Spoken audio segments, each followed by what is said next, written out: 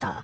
एक 10 साल की लड़की जो अपने पिता की जमीन के लिए लड़ गई थी, या एक बालिका वधू जिसका पहले उसके बुढ़े पति ने रेप किया, फिर श्रीराम ठाकुर के गैंग ने एक खतरनाक डाकू जिसने बेहमई गांव के 22 लोगों को लाइन में खड़ा कर मार दिया था, या फिर राजनेता के तौर पर 10 अगस्त 1963 को यूपी में जालौन के घोरा का पुरवा में फूलन का जन्म मल्लाह परिवार में हुआ था।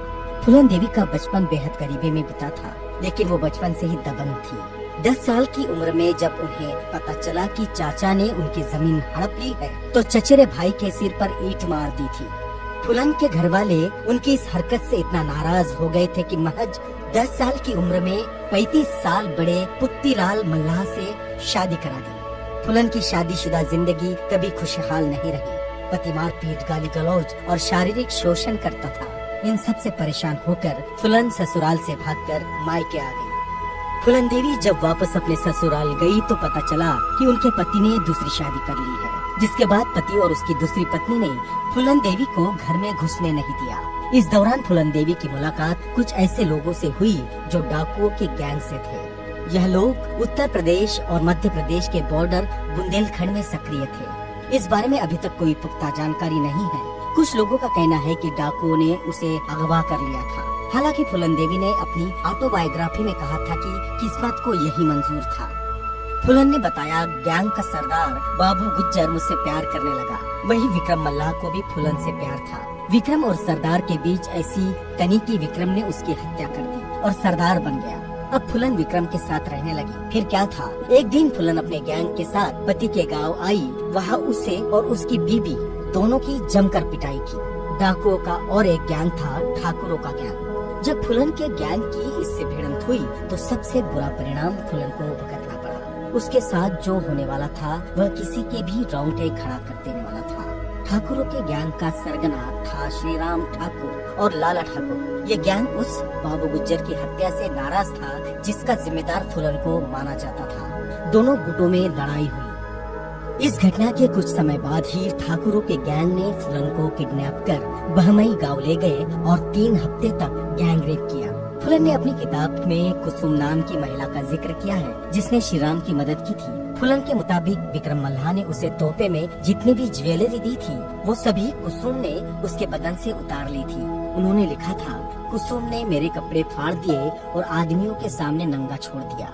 श्री राम और उसके साथी नग्न अवस्था में ही रस्सियों से बांधकर नदी के रास्ते बहमई गांव ले गए। श्री राम और उसके साथियों ने मिलकर उसे पूरे गांव में नंगा घुमाया। सबसे पहले श्री राम ने मेरा रेप किया, फिर बारी बारी से गांव के लोगों ने मेरे साथ रेप किया। वे मुझे बालों से पकड़कर खींच रहे थे। श्री राम और उसके साथियों ने फूलन को लाठियों से भी खूब मारा था। कहा जाता है कि ठाकुरों ने फूलन को नग्न अवस्था में 2 सप्ताह से अधिक समय तक रखा।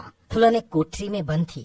जानवरों की तरह हर रोज उसके साथ सामूहिक बलात्कार किया जाता, तब तक जब तक वो बेहोश न हो जाती। जिस समय ये बर्बरता हुई फूलन केवल 18 साल की थी। यहाँ से किसी तरह बच निकलने के बाद फूलन डाकुओं के गैंग में शामिल हो गई। 1981 में फूलन बहमई गांव गई जहाँ उनका रेप हुआ था। फूलन देवी ने रेप करने वाले 2 लोगों को पहचान लिया। बाकी के बारे में पूछा तो किसी ने कुछ नहीं बताया। फूलन ने गांव से 22 ठाकुरों को निकालकर एक साथ गोली मार दी थी। यही वो हत्याकांड था जिसने फूलन की छवि खूंखार डकैत की बना दी थी।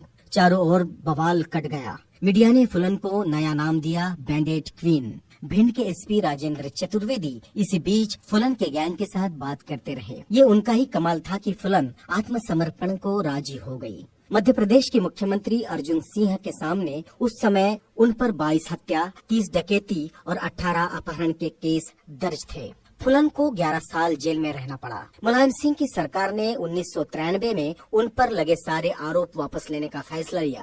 राजनीतिक रूप से ये बड़ा फैसला था। 1994 में फूलन जेल से छूट गई। उमेश सिंह से उनकी शादी हो गई। 1996 में फूलन देवी ने समाजवादी पार्टी से चुनाव लड़ा और जीत गई। मिर्जापुर से सांसद बनी। चंबल में घूमने वाली अब दिल्ली के अशोका रोड के शानदार बंगले में रहने लगी। 1998 में हार गई, पर फिर 1999 में वहीं से जीत गई। रिहाई के बाद फूलन ने दीक्षा भूमि आकर बौद्ध धर्म का स्वीकार किया। 25 जुलाई 2001 में शेर सिंह राणा नाम का एक शख्स फूलन देवी से मिलने पहुंचा और घर के गेट पर ही उन्हें गोली मार दी। फूलन देवी को कुल 5 गोलियां लगी थी, 2 उनके सिर पर और 2 उनके शरीर पर। शेर सिंह राणा का कहना था कि उसने बहमई हत्याकांड का बदला लिया है। 2014 में शेर सिंह राणा को दिल्ली के एक कोर्ट ने उम्र कैद की सजा सुनाई थी। फूलन देवी पर मान्यवर कांशीराम साहब का काफी प्रभाव था। फूलन देवी का संघर्ष भारत के सभी नारियों के लिए प्रेरणादायी है।